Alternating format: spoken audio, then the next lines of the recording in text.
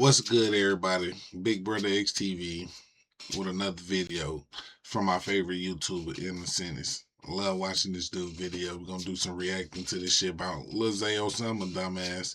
Crash out of 2026. They just all crashing out this year. All the rappers crashing out. Like, what's up with that shit? But we're gonna get into this motherfucking video. He's facing forever and a little extra. His career might be over after a superseding indictment was just unsealed.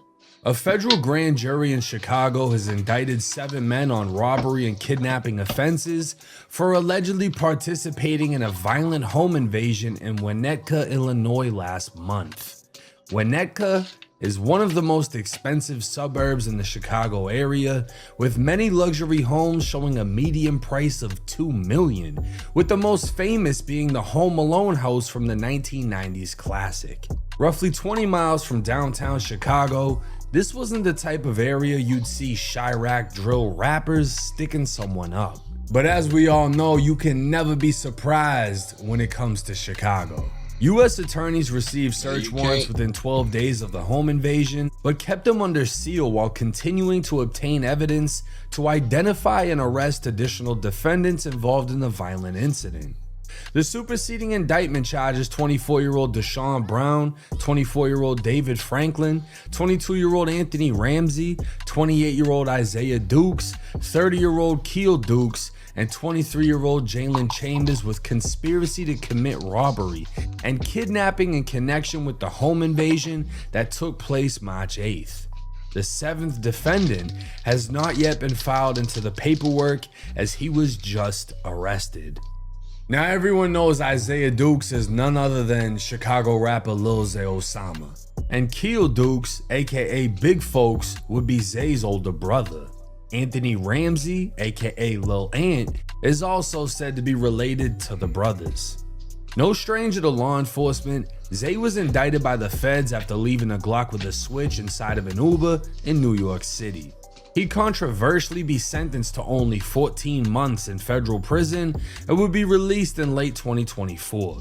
Now obviously, 14 months for a switch is nothing and made plenty of people start to wonder, but after carefully looking through his federal paperwork, I figured out his low sentence was literally just due to having a great lawyer, Don Florio. But this case, this is gonna need a fucking miracle. According to the indictment, Franklin and Big Folks communicated through phones about using a stolen vehicle to commit the robbery. The next day, bro, they done. They done. When the feds on your ass, bro, the feds got you, bro. Ain't no running from that shit. It ain't nothing you could do. You can't do nothing but goddamn stack your bread and get your lawyers. And I hope you beat that shit, bro. Cause that nigga Lil Zay Osama done. We ain't gonna have no more music from you no more, bro. I don't even listen to his music. So I don't even give a fuck about the nigga. To be honest, he a fucking goofy. Like, fucking crash out dumbass. Like, these niggas be having to kill each other to prove a point. I be wanting to go to Chicago. I be wanting to go visit that shit, bro. Like, I done been there, but I be wanting to, like, just go visit, eat and shit. And motherfuckers, like, it's just all bad. Like, watching these rappers and shit, I couldn't imagine being in Chicago and trying to eat. And then these young niggas start shooting at each other, bro. Like, I'm just trying to enjoy my food. But y'all niggas still ruin it because y'all want to shoot at each other. Let's get back to the motherfucking video. Brown then drove Franklin, Chambers, and 2 others in a stolen vehicle to a home belonging to 2 victims, named in the indictment only as Victim A and Victim B. While on the way to the home, Chambers communicated with Zay to discuss the plan for the robbery.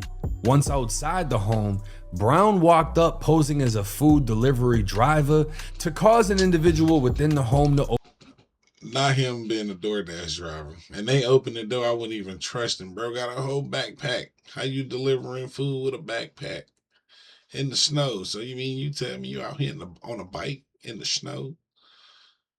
In the fucking snow doing a delivery for some food to make probably like $8 pump faking. And they opened the door for you. They're goofy too. Open the front door. Armed with loaded weapons, Brown, Franklin, Chambers, and 2 others forced their way inside. They'd all pull guns, attempting to rob Victim A for his crypto. But the paperwork doesn't clarify if Victim A was actually home, only that he was the one they intended to rob. Instead, they physically restrained Victim B, keeping him captive while aiming guns at him. They demanded he give them access to the safe, computer, and any online accounts holding crypto. While inside the home, Chambers would again call Zay, who provided instructions regarding the information needed from Victim B to obtain the crypto. Big Folks would also receive a call by one of the conspirators inside the home as the attempted robbery took place. All of the men then fled the scene, meeting up with Zay, Big Folks, and Lil Ant, who according to the paperwork searched them to make sure everything they took was collected. Apparently they made off with $111,300. Split 7 ways, that's roughly $16,000 per person. The only problem with that is a federal trial lawyer can cost anywhere from $100 to $500,000 if you plan on taking it all the way. This paperwork is clearly alleging Zay sent some crash dummies to rob a crypto kid who they probably thought had millions that could easily be transferred without a trace. And that sounds good until you find out the feds have every text, call, and GPS location from every cell phone present. Violation. They dumb as hell. I ain't gonna lie. They fucking stupid. They did all that shit and thought they was gonna get away though. Yeah, that's what I was thinking. Like, they got a paper trail. Like, you leave a paper trail when you fuck with digital currency. Like, how many people you know Cash App locked up right now? I'm telling you, I know a couple people because they thought they could just do some disputes and get their little money back, but now they shit locked up on stuck. They shit is on stuck. Lizzie, he was the crash out dummy of 2026.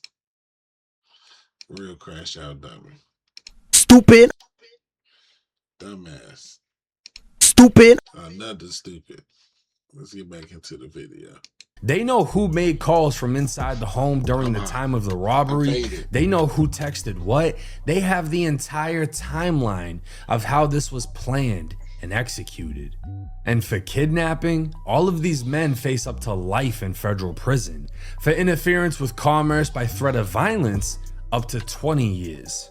So mathematically speaking, all 7 of them were willing to risk life plus 20 for $16,000 apiece.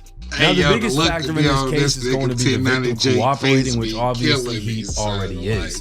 Otherwise, no one would have known a home invasion took place. But if he is able to identify anyone, if he's had any previous relationships with anyone tied to Zay or Zay himself, that kind of information is the nail in the coffin. Some way, somehow, someone knew they had a shitload of crypto, most likely in the millions, and they came for it all. But here we are again, for the second time this year, speaking on a rapper who crashed out in a robbery turned kidnapping. The major difference between Zay and Pooh Shiesty is it would seem Zay was directing orders over the phone while Pooh pulled out the damn Draco. The feds are going to have to prove Zay was actually directing this on how it needs to go down, and that means the feds are going to do their best to get one of the 6 other men to fold, cooperate, and reveal it all. Now I can imagine this whole scheme sounded great as they were thinking of it, right? Oh, we got this kid, he does crypto, da-da-da. Mind you, this kid probably does his little scams, whatever. They're thinking we're just gonna rob him, he's not gonna say nothing, everything's gonna be good, this kid might be involved in some illegal shit of his own. Fuck that. This kid gets robbed, fully calls 911, whatever he has to do to report this situation, otherwise they never would have found out. And I don't think they understand how fucked they are in a situation like this. This is a Fed case, and already the feds are revealing they know who went where, because your cell phone is a GPS tracker. They know who was talking to who at what times. They know when the robbery initiated. They know when the robbery ended based off of when they went in the home and when they left the home. How do we know that Brown was posing as a food delivery, whatever, Uber Eats? They know your every move. They can track your whole motherfucking life without you even knowing. Like, he telling y'all the truth. Like, this nigga is not lying. Out of 9, that came from the kid that they robbed. I opened the door, I thought it was Uber Eats, that's what he said, and then everyone pulled out fucking guns asking me for my Bitcoin. Sounds like this kid is fully cooperating.